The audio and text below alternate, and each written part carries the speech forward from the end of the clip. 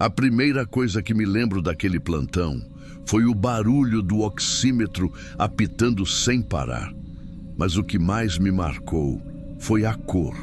Não a cor do monitor, a cor do sangue. Era 2017, pronto-socorro lotado numa madrugada de domingo em São Paulo. Entrou um rapaz com um olhar vidrado, tremores finos nos dedos, suor frio. Estava consciente, mas tinha algo errado. Disse que se sentia estranho, com a voz arrastada, olhos fundos, pele mais acinzentada que pálida. Pela idade, pouco mais de 30, e pelos sinais, a hipótese inicial era intoxicação. Mandamos colher gasometria arterial para checar o básico. Eu estava ao lado quando a residente aspirou o sangue da artéria radial. Mas o que saiu não foi sangue. Foi um líquido grosso, quase pastoso, escuro como petróleo usado. Negro. Por um segundo ninguém falou nada. A residente olhou para a seringa e depois para mim como se perguntasse se aquilo era possível. Eu só balancei a cabeça. A coleta estava certa. A punção foi limpa. Mas aquilo não era sangue arterial. Não tinha cor de vida, tinha cor de fim. O mais estranho é que a saturação no monitor estava normal. 98%. O pulmão ventilava bem. O coração estava rápido, mas funcionando. E mesmo assim o sangue parecia morto. A gente correu com a amostra para o laboratório interno. Fizemos o básico: gasometria, hemograma, função renal, eletrólitos. E diante do que vimos, resolvemos usar o espectrofotômetro portátil da emergência. Um aparelho que mede como a luz interage com os componentes do sangue. E foi aí que veio o primeiro dado absurdo: meta-hemoglobina acima de 40%. Para quem não é da área, meta-hemoglobina é uma forma alterada da hemoglobina, que não consegue carregar oxigênio. O corpo fica como se estivesse sufocando por dentro, mesmo respirando. E o problema? Isso não aparece direito no oxímetro. Ele engana. Fizemos tudo o que era protocolo: oxigênio de alto fluxo, azul de metileno, hidratação vigorosa. Mas o quadro não melhorava. O ritmo cardíaco do rapaz seguia alto. A pressão caía devagar, como uma vela apagando. A pele, antes acinzentada, começou a puxar para um tom roxo esverdeado, como um hematoma espalhado. Enquanto a gente tentava estabilizar, chamamos a esposa, que estava no corredor. Ela não parecia em pânico, só repetia que ele nunca teve nada e que não tomava remédio de uso contínuo. Mas aí, quase uma hora depois de tudo começar, ela comentou algo que virou a noite de cabeça para baixo. Ele usa umas cápsulas de planta, um fitoterápico, trazido de fora, para ansiedade. Perguntei o nome. Ela mostrou um frasco pequeno com rótulo em outro idioma, sem registro nacional. Fui buscar um computador para pesquisar, mas não achei nada relevante. Nenhuma menção de efeito colateral relacionado à cor do sangue ou à meta-hemoglobinemia. Nenhum alerta da Anvisa. Nenhum artigo. E, no entanto, tudo apontava para ele. Encaminhamos o frasco para toxicologia junto com mais amostras do sangue. Fizemos contato com o laboratório de referência, mas o plantão acabou antes de qualquer resposta chegar. Ele sobreviveu. Foi transferido para a unidade semi-intensiva, depois para a enfermaria. Os níveis de meta-hemoglobina começaram a cair depois da segunda dose do antídoto. A saturação voltou a bater com o quadro clínico. A cor do sangue normalizou devagar, como se o corpo tivesse decidido que já podia voltar a ser humano. Mas o que ficou em mim não saiu. Aquele sangue negro, aquela sensação de que a vida por dentro tinha sido desligada. Eu já tinha visto sangue escurecido por hipóxia, por septicemia, por carbaminohemoglobina, mas nunca nada assim. Nunca um corpo com todos os sinais em ordem, mas com o líquido vital virando sombra. E o pior, ninguém confirmou nada. O laboratório nunca encontrou uma relação definitiva entre o fitoterápico e o quadro clínico. O rapaz seguiu a vida, com orientação para nunca mais usar nada não aprovado. Mas até hoje, quando fecho os olhos e lembro daquela seringa, é como se eu tivesse visto o impossível escorrer entre os dedos da medicina. E é aí que começa o verdadeiro terror. Nos dias seguintes, mesmo sem estar mais no caso, eu passava pela enfermaria só para vê-lo. O rapaz ficava deitado, olhos meio baixos, a expressão de quem tinha voltado de um lugar onde não se fala. Ele não lembrava de muita coisa. Achava que era só um mal-estar. Contou que tomava aquelas cápsulas fazia meses, que comprou numa loja online recomendada por um conhecido. É natural, ele dizia, não faz mal. E eu ficava ali, em pé, escutando, como se esperasse, em algum momento, entender o que aquele corpo estava tentando dizer com aquele sangue. A toxicologia nunca deu uma resposta definitiva. As amostras foram encaminhadas para a análise avançada, mas nada foi conclusivo.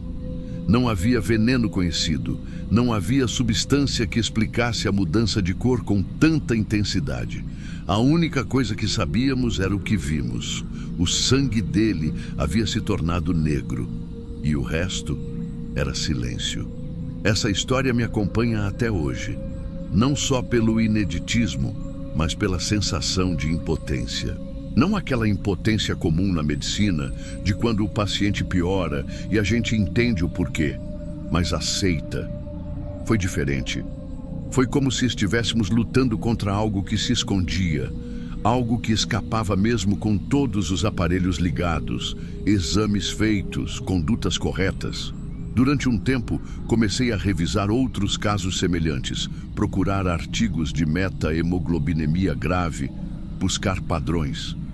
Fiz isso de madrugada, depois do plantão, como quem revira os escombros depois de um incêndio. Mas sempre esbarrava na mesma parede. Nenhum deles tinha sangue preto. Nenhum relatava saturação normal com um corpo quase em coma. Nenhum coincidia com o que vimos naquela madrugada. Às vezes, o terror não está no que é violento ou grotesco. Está no que é simples, mas quebra o que a gente entende como natural. Aquele sangue não era só escuro. Ele negava o que a gente esperava da vida. Negava o vermelho.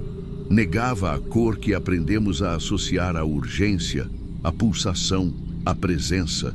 A cor que nos forma, nos denuncia, nos revela. O mais perturbador é que ele melhorou, sobreviveu, saiu do hospital andando, sorrindo, agradecendo. E isso, em vez de acalmar, piorou. Porque se ele tivesse morrido, talvez a gente aceitasse que havia sido uma intoxicação grave e ponto final.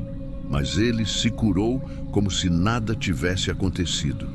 Como se o corpo dele tivesse apenas dado um aviso. E a gente nunca soube de onde veio, nem para onde foi aquilo. Contei essa história poucas vezes. Mesmo entre colegas, ela gera mais silêncio do que comentário. Alguns tentam racionalizar, puxam alguma hipótese bioquímica. Outros simplesmente mudam de assunto. Mas no fundo, todo mundo entende o desconforto. Porque foi real. Foi documentado. E mesmo assim, não teve explicação. Volta e meia, alguém no hospital brinca dizendo que medicina é ciência aplicada com fé. E talvez seja isso mesmo. A gente estuda, se prepara, segue protocolos, mas também torce.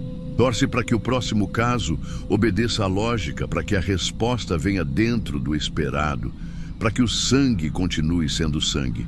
Mas aquela noite me ensinou que nem sempre a vida obedece. E que às vezes, mesmo com tudo certo, o corpo decide se afastar da luz, mudar de cor, esconder alguma verdade que a gente ainda não sabe ver. Nunca mais vi aquele rapaz. Não sei se ele voltou a usar o fitoterápico. Não sei se ainda pensa no que viveu. Mas eu penso muito. E toda vez que entro em plantão e pego uma seringa na mão, por mais automática que seja a rotina, tem uma parte de mim que segura o ar por um segundo, esperando que o líquido que venha dali seja vermelho. Porque se algum dia não for, e a gente não entender o porquê, talvez o problema não seja o corpo, Talvez seja a gente que ainda não aprendeu a escutar o que o sangue quer dizer quando ele para de carregar a cor da vida. Tem gente que escuta tudo, se arrepia, segura o fôlego e no fim sai em silêncio, como se a história não tivesse tocado nada lá dentro. Mas se você chegou até aqui, é porque sentiu. E se sentiu, mostra. O like que você deixa é a única forma da gente saber que essa história te alcançou de verdade. Não é só número, é um sinal de que vale a pena continuar. Então não deixa para depois. Clica agora, se inscreve no canal e ajuda a manter vivo o que a gente está construindo aqui, relato por relato.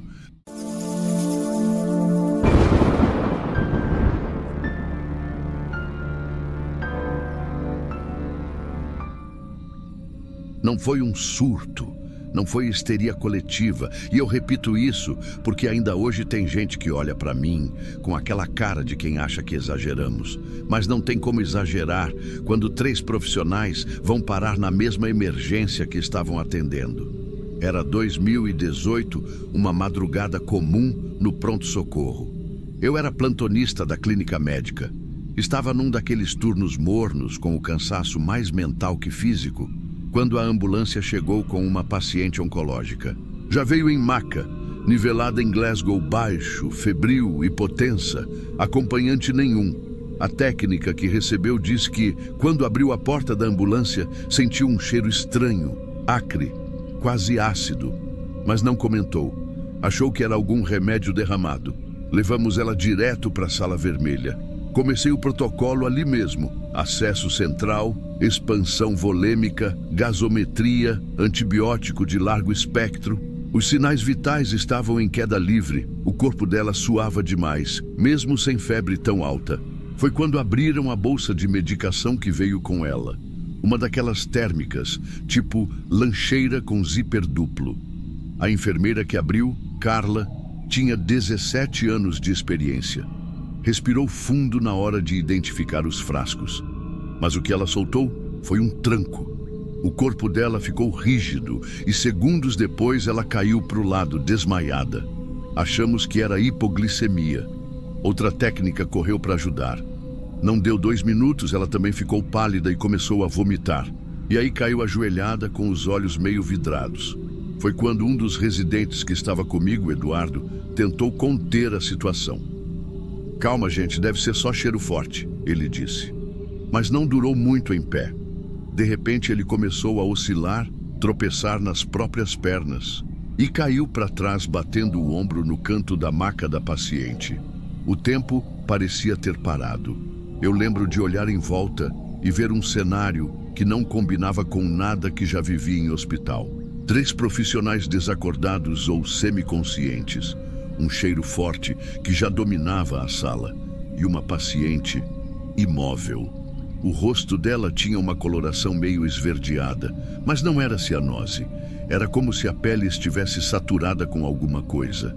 Ordenei a evacuação da sala e isolei a área.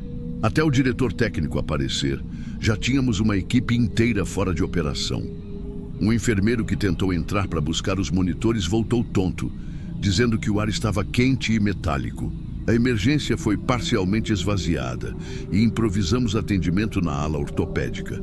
A paciente ainda estava viva, mas os sinais estavam desaparecendo. Eu não queria acreditar que estava diante de uma possível contaminação ambiental. Isso não fazia sentido.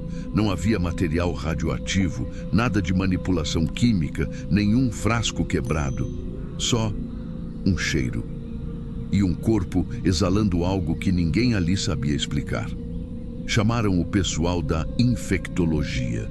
A resposta veio com o olhar assustado da infectologista que entrou com máscara N95 e avental duplo. Não identifiquei fonte, mas ela está em colapso multissistêmico e é como se o corpo estivesse tentando expulsar algo por todos os poros. Ela usou essas palavras. Eu nunca esqueci. A paciente morreu menos de 2 horas depois da chegada, silenciosamente, sem parada súbita, sem agonia, só foi desligando. Quando os primeiros exames chegaram, A única coisa que chamava a atenção era o lactato nas alturas. Não havia toxina conhecida, nem nas amostras de sangue, nem no conteúdo gástrico, nem nos resíduos da bolsa que a enfermeira tinha aberto. Registraram como intoxicação ambiental não esclarecida. Mas se você perguntar para quem estava de plantão naquela noite, todos vão dizer a mesma coisa. Aquilo não foi intoxicação comum. Não foi um composto volátil ou uma infecção oculta. Aquela mulher entrou trazendo alguma coisa com ela e levou embora mais do que o próprio corpo. Eu lembro do silêncio no dia seguinte, do jeito como as pessoas passavam pela porta da sala vermelha, como se estivessem andando em volta de um túmulo. 3 colegas hospitalizados, 2 deles sem memória clara do que sentiram antes de desmaiar. Até hoje, tem crises de enxaqueca com cheiros metálicos. E eu tremo. Quando estou numa sala fechada da emergência e alguém entra com febre, suando demais, se eu sinto qualquer cheiro diferente, minha mão começa a tremer, mesmo que não seja nada, mesmo que seja só produto de limpeza, o corpo aprende o que é medo. E o hospital nunca mais foi o mesmo. A autópsia foi pedida, mas o corpo da paciente não permaneceu no hospital. A família apareceu no fim da manhã vinda do interior. 2 filhos. Um deles parecia estar sob algum tipo de medo ou culpa, eu não sei dizer. Evitava olhar para a equipe nos olhos. O outro dizia que ela já vinha diferente nas últimas semanas, que reclamava de gosto metálico na boca e que o suor dela estava estranho há dias. A única coisa que trouxeram foi uma receita incompleta de medicamentos fitoterápicos, tudo escrito à mão, sem carimbo, sem assinatura, com nomes que nem os farmacêuticos da região conheciam. Não eram remédios do SUS. E também não estavam em bula nenhuma que a gente tinha no hospital. Tentamos manter o corpo isolado no necrotério, mas a funerária levou direto, com autorização familiar, sem perícia completa, sem análise externa. A causa da morte registrada no atestado foi choque séptico em paciente oncológica com provável neoplasia hematológica. E ficou por isso mesmo. Mas não era isso. A gente sabia que não era. Nas semanas seguintes, reuniões internas tentaram dar nome ao que aconteceu. A gestão chamou de evento sentinela atípico. A Comissão de Controle de Infecção Hospitalar emitiu um relatório afirmando que não houve falha de protocolo. O que era verdade, porque não havia protocolo que desse conta daquilo. Eu fui chamado para depor numa sindicância informal sobre o plantão. Nada punitivo, apenas apuratório. Mas lembro da sensação de estar sendo olhado como se tivesse deixado algo passar. Como se eu devesse ter notado antes. Como se tivesse como prever o que aquela mulher carregava. A Carla, a enfermeira que caiu primeiro, ficou 10 dias em observação. Teve tonturas persistentes e náuseas intermitentes. A técnica, que vomitou e apagou em seguida, teve um quadro de queimadura leve na mucosa nasal, segundo o otorrino. E o Eduardo, o residente, foi quem mais demorou a se recuperar. Desenvolveu um tipo de hipersensibilidade olfativa. Cheiros fortes agora provocam crises de pânico. A psiquiatria acompanhou os 3 por um tempo, mas nenhum deles voltou a trabalhar na emergência. A equipe mudou. O hospital mudou. Na noite seguinte ao ocorrido, ninguém quis ficar na sala vermelha. Foi preciso trocar os móveis, limpar tudo com peróxido de hidrogênio, refazer as conexões da rede de oxigênio, mesmo sem qualquer indício de vazamento. Era mais uma tentativa de se sentir seguro, de fingir que o problema estava nos tubos e não na lembrança. Teve um enfermeiro que pediu remoção de setor.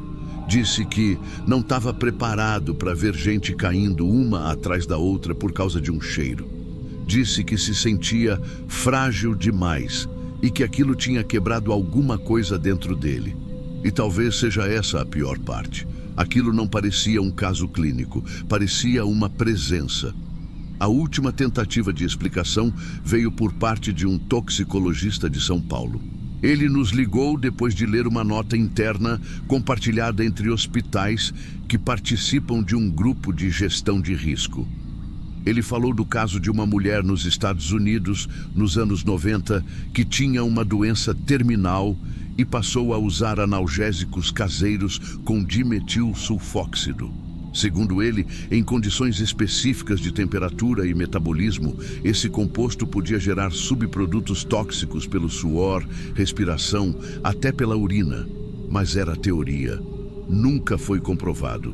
Mesmo que fosse esse o caso, a pergunta permanece. Por que o cheiro dela afetou tanto? Porque só ali, só naquele turno, só naquela sala. Eu tentei racionalizar, tentei seguir a vida. Mas toda vez que escuto o bip do monitor subir e a sala aperta e alguém entra carregado, eu lembro.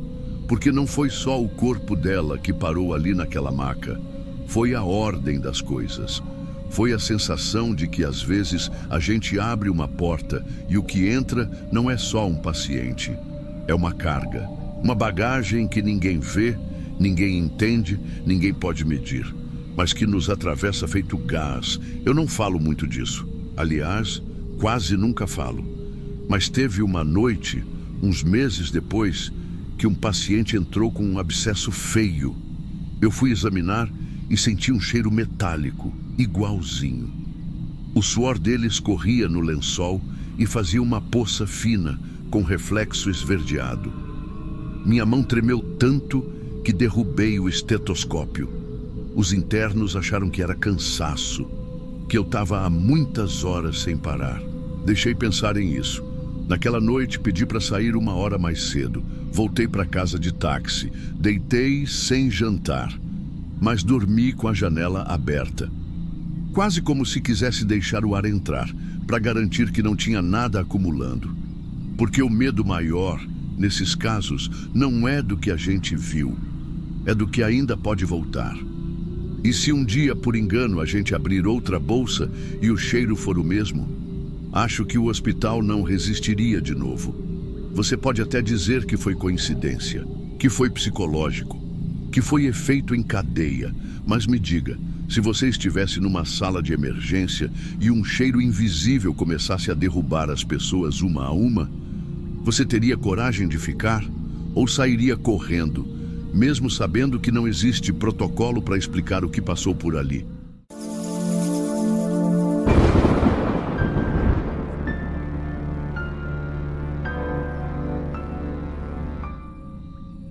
Era para ser só mais um atendimento comum de UPA.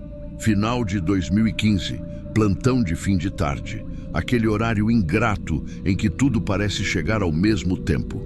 O homem tinha 53 anos. Andava devagar, mas firme, parecia mais cansado do que doente.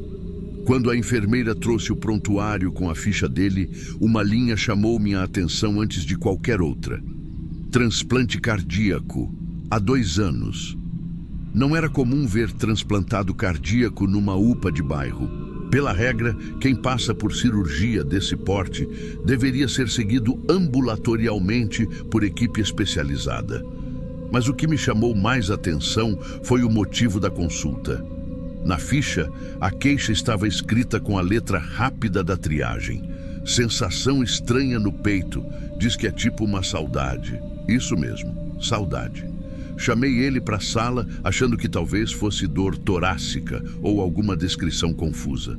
Mas não, o que ele disse foi exatamente aquilo. Doutor, eu sei que parece besteira, mas tem dias que esse coração parece não ser meu. Eu sinto um vazio que não tem nada a ver com minha vida. Fiz o protocolo normal. Ausculta, eletro, pressão, frequência, tudo estável. Ritmo sinusal, sem sopros, sem sinais de rejeição. Ele não estava pálido, não suava, não sentia dor. Mas a forma como ele falava era diferente. Ele não estava em pânico, nem exagerado. Falava baixo, pausado, como quem já estava há muito tempo tentando colocar isso em palavras. E agora que conseguiu, só queria ser escutado. Pedi que me contasse melhor. Ele respirou fundo e começou. Doutor, eu não bebo, nunca usei droga, nada disso. Mas Desde uns meses depois do transplante, eu comecei a sonhar com lugares que nunca fui. Eu via uma estrada de terra, um rapaz sem capacete. Ele caía, batia a cabeça. No começo achei que era coisa da minha cabeça, mas os sonhos voltavam, sempre igual. E não era só sonho, sabe? Durante o dia, às vezes me vinham flashes, tipo uma lembrança. Mas não é minha, eu não conheço aquelas ruas, aquelas vozes. E mesmo assim, elas estão aqui. Coloquei o estetoscópio sobre o peito dele de novo. Não porque precisava, era só para ter um segundo a mais de silêncio, tentando entender o que estava ouvindo. Ele olhou para frente, para o nada e continuou. Eu sinto saudade, doutor. Não sei explicar. Como se meu peito tivesse falta de alguma coisa, ou de alguém. Mas não é minha essa falta. Esse coração sente falta de outro corpo. A frase me travou por dentro. Foi dita com tanta naturalidade que soou mais verdadeira do que qualquer resultado de exame. Pedi para ele aguardar um instante enquanto conferia o histórico. O transplante tinha sido feito em São Paulo. Documento oficial. Doador anônimo masculino, 23 anos. Morte encefálica após acidente de trânsito. Só isso. Nenhum dado pessoal adicional. Era o protocolo. Voltei para a sala. Ele estava com os olhos fechados. Não dormia. Estava escutando, como se esperasse que alguma coisa falasse com ele por dentro. Eu nunca conheci a família do doador, ele disse, ainda de olhos fechados. Mas às vezes, quando eu vejo uma moto passando, meu corpo todo reage, como se eu tivesse perdido alguma coisa ali. Não era minha função entrar nesse tipo de conversa. Como médico, meu papel era avaliar sinais vitais, examinar, medicar se necessário e orientar. Mas naquele momento, eu não era só médico. Eu anotei tudo. Escrevi relato de lembranças não próprias, com conteúdo sensorial compatível com evento traumático. Registrei como possível quadro alucinatório relacionado a uso prolongado de imunossupressores. Era o mais próximo que eu podia fazer caber dentro da medicina. Mas era mentira. Aquele homem não estava delirando. E eu sabia disso pela forma como ele me olhou antes de sair da sala. Não era olhar de quem quer atenção. Era olhar de quem está pedindo desculpas por dizer a verdade. Eu imprimi o eletro, carimbei, assinei o laudo e entreguei em mãos. Ele agradeceu com um aceno, levantou devagar e, antes de sair pela porta, virou para mim e disse do jeito mais simples possível: esse coração, ele tem saudade de outro corpo. Ele foi embora andando devagar, como tinha entrado. Nem parecia um paciente. Parecia alguém carregando uma pergunta sem resposta. Fiquei um tempo parado, segurando a folha do eletro, que era absolutamente normal. Ritmo regular, condução sem bloqueios, repolarização preservada. Tudo dizia que aquele coração estava funcionando bem. Mas não parecia. Voltei para minha rotina. Foram chegando mais pacientes. Criança febril, idoso hipertenso, acidente doméstico. O fluxo de uma UPA nunca dá tempo para refletir muito, mas naquele plantão, entre uma ficha e outra, eu me pegava voltando àquela frase: esse coração tem saudade de outro corpo. No dia seguinte, conversei com um colega mais velho. Falei do caso, meio em tom de curiosidade, meio buscando algum respaldo. Ele escutou calado. Quando terminei, deu de ombros e disse: já ouvi coisa parecida, mas ninguém fala disso nos congressos. Fica no campo do não se comenta. E realmente não se comenta. Fui atrás, discretamente, comecei a ler sobre alguns relatos de memória celular pós-transplante. Casos raros, mal documentados, quase sempre tratados como folclore ou exagero midiático. Mas existiam, e os padrões eram semelhantes. Sonhos repetitivos, memórias de lugares desconhecidos, alterações comportamentais após transplantes de coração, pulmão, fígado. Claro, a explicação oficial era sempre a mesma. efeito dos imunossupressores, estresse psicológico, tentativa inconsciente de preencher lacunas deixadas pela cirurgia. E talvez fosse isso mesmo. Mas algo naquele paciente fugia do padrão. O tom de voz, a calma, a certeza. Era como se ele não tivesse vindo buscar explicação. Só precisava que alguém escutasse. Semanas depois, procurei saber se ele havia voltado. Não voltou, nem na UPA, nem em nenhum hospital da rede. Não houve reinternações, exames, nada. Era como se aquela consulta tivesse sido a última peça que ele precisava encaixar. Fui deixando o caso para trás, como tantos outros. Até que meses depois, numa reunião de equipe, um enfermeiro comentou sobre uma reportagem que saiu numa revista local. Um grupo de famílias de doadores estava tentando mudar a legislação para permitir que os receptores pudessem conhecer quem doou. Um trecho me chamou a atenção. Uma mãe que perdeu o filho num acidente de moto em São Paulo disse chorando que o único consolo era saber que o coração dele continuava batendo em algum lugar. Aquilo me atingiu com força. Eu não tinha provas, não tinha como cruzar dados, mas tudo fazia sentido. O rapaz da moto, a estrada de terra, o impacto, a saudade.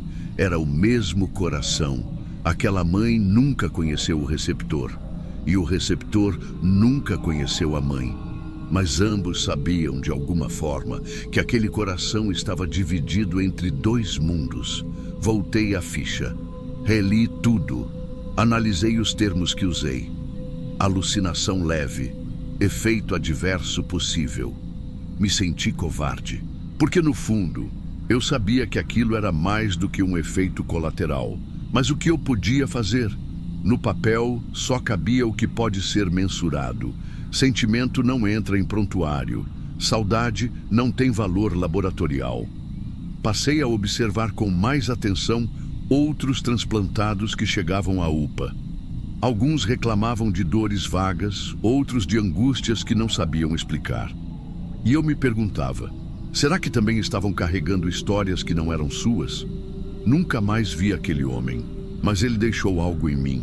Uma espécie de peso silencioso, como se a medicina tivesse limite e eu tivesse encostado nele por alguns minutos. Nunca contei esse caso em seminário, nem incluí em apresentação de caso clínico. Nem posso. Seria descreditado. Diriam que estou misturando medicina com misticismo, e talvez estivessem certos. Ou não. Mas em silêncio, eu conto. Para mim mesmo. Toda vez que escuto um batimento cardíaco que parece mais pesado do que deveria. Toda vez que um paciente diz sentir algo que não sabe explicar. E quando me perguntam o que é, eu respondo o que escrevi naquele dia. Clinicamente, normal. Emocionalmente, não sei. Hoje, quase 10 anos depois, ainda lembro daquele olhar. Não era olhar de quem busca cura, era de quem já entendeu que o corpo pode esquecer, mas o coração não esquece. E se for verdade que um órgão carrega memória, então talvez o que ele sentia não fosse delírio. Talvez fosse saudade mesmo. Você doaria seu coração se ele pudesse levar mais do que células? E se ele levasse também lembranças, saudades, amores não vividos? Me conta nos comentários. Você acredita em memória do coração?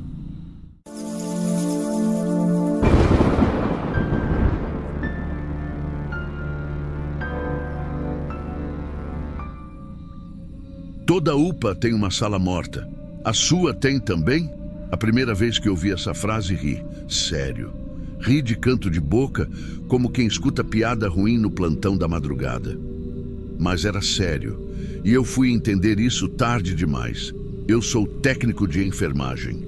Trabalho numa UPA aqui de Fortaleza, que de fora parece com qualquer outra.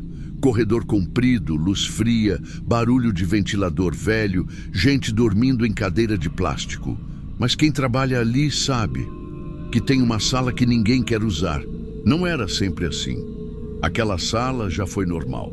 Sala de observação. Ficava no fundo do corredor do lado esquerdo. Luz fluorescente, 2 macas, um monitor em cada uma. Gente em observação, nada demais. Até que as lâmpadas começaram a queimar. Primeiro achei que era azar. Trocava num dia, queimava no outro. Chamaram o pessoal da manutenção. O reator foi trocado 2 vezes. O eletricista jurou que estava tudo certo, mas a lâmpada piscava, sempre. E aí começaram os relatos. Primeiro foi a dona Teresa. Veio com tontura e pressão alta, nada grave. Quando tiramos do soro e ela acordou, estava tremendo. Disse que tinha sentido uma mão apertando a boca dela como se alguém quisesse calar. A gente riu, falou que devia ter sido um pesadelo. Ela não achou graça. Saiu dizendo que ali tinha coisa errada. Aí teve o Paulo, 70 anos, chegou com taquicardia. Quando eu fui ver o monitor, estava marcando 220 de sistólica.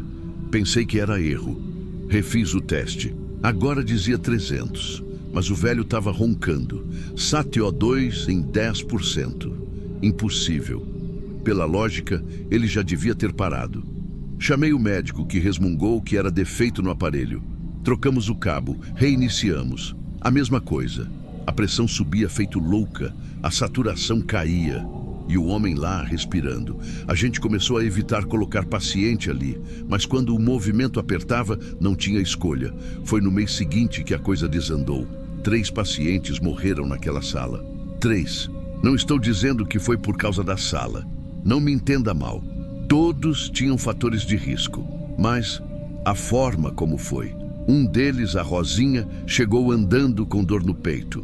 Monitoramos. Estabilizou. Dormiu. Quando fui ver, ela estava gelada. O monitor ainda ligado, marcando 120 por 60. Só que ela já estava dura. A segunda foi pior.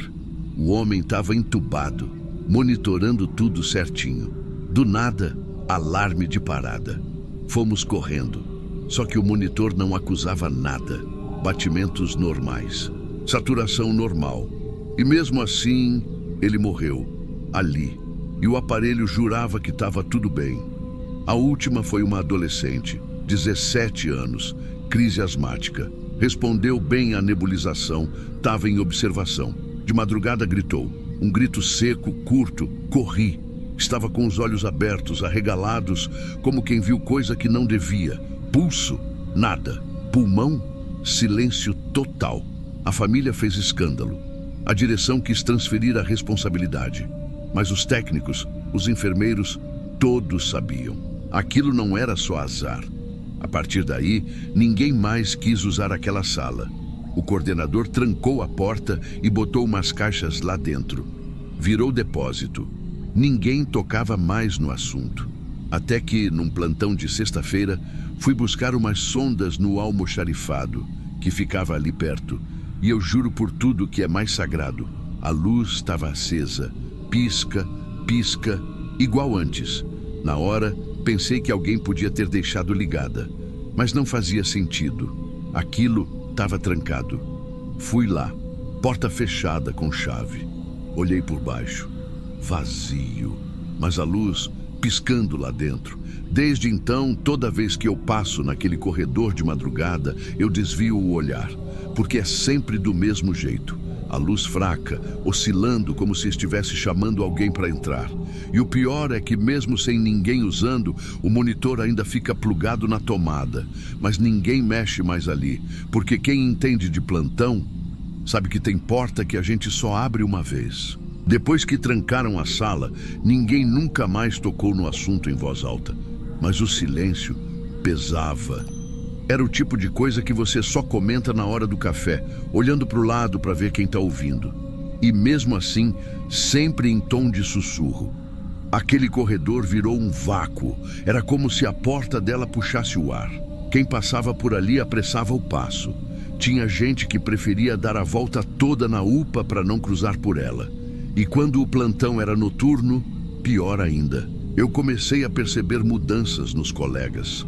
A Tânia, técnica experiente, 20 anos de saúde pública, pediu transferência.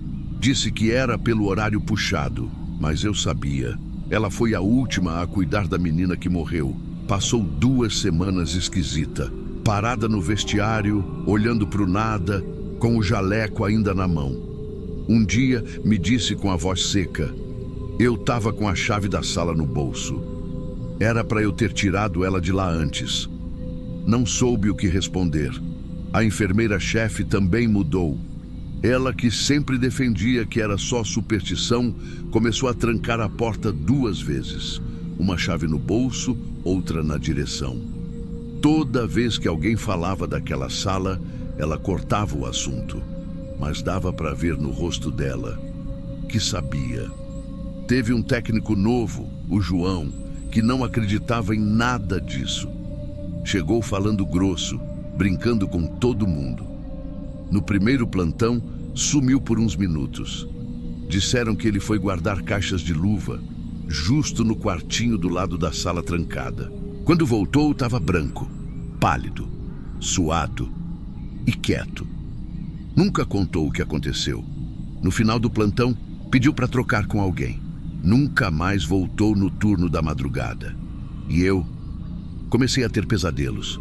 Sonhava que estava dentro da sala, não do lado de fora, mas dentro, luz oscilando, o monitor apitando sem parar e uma maca vazia me encarando. Às vezes eu ouvia aquele grito, o mesmo grito seco da menina. Outras vezes sentia alguém atrás de mim, mas no sonho não tinha como virar o rosto. Só acordava quando sentia um peso sobre a boca, igual ao que a dona Teresa contou lá no começo. Tentei fingir que era só o estresse do trabalho, a rotina, a falta de descanso, mas teve uma madrugada em que eu precisei buscar um Ambu reserva, e o único disponível estava no armário ao lado da sala. Fui com o coração na garganta. Passei rápido, mas no que encostei no armário, a luz piscou. De novo. E eu ouvi, juro que ouvi, o barulho do monitor ligando. Aquele bip seco, curto. Não entrei. Só peguei o que precisava e voltei correndo. Na semana seguinte, um médico plantonista que nunca tinha trabalhado ali entrou de bobeira. A porta estava destrancada, alguém esqueceu. Ele queria pegar um termômetro que achou que tinha sobrado no depósito. Ninguém avisou nada. Só que ele voltou estranho, sentou na copa sem dizer uma palavra e ficou olhando para frente e mexendo os dedos na mesa como se contasse alguma coisa invisível. A enfermeira perguntou o que tinha acontecido. Ele respondeu: tinha alguém respirando lá dentro. Depois disso, pediu para nunca mais ser escalado naquela unidade. Hoje, fazem quase 2 anos que a sala está trancada de novo. Ninguém mais abriu, ninguém mais morreu ali. Mas toda semana tem alguém que diz ter visto a luz acender, ou escutado o bip do monitor, ou sentido o cheiro de álcool que só tinha naquela sala. Eu já pensei em pedir para mudar de unidade, juro, mas tem alguma coisa em mim que não deixa. Como se eu precisasse estar ali para lembrar, para não deixar a história morrer junto com os pacientes que passaram por ali. Porque tem coisa que o sistema não registra, o prontuário não explica e o protocolo não cobre. Mas a gente sabe, a gente sente. Hoje mesmo, antes de sair do plantão, passei por aquele corredor. Era quase 5 da manhã, luzes apagadas, silêncio no ar. E ali estava ela, a luz da sala, piscando de novo, 3 vezes, fraca, quase como uma saudação. Como se dissesse: ainda tem alguém aqui dentro. E se ninguém mais entra, quem é que acende?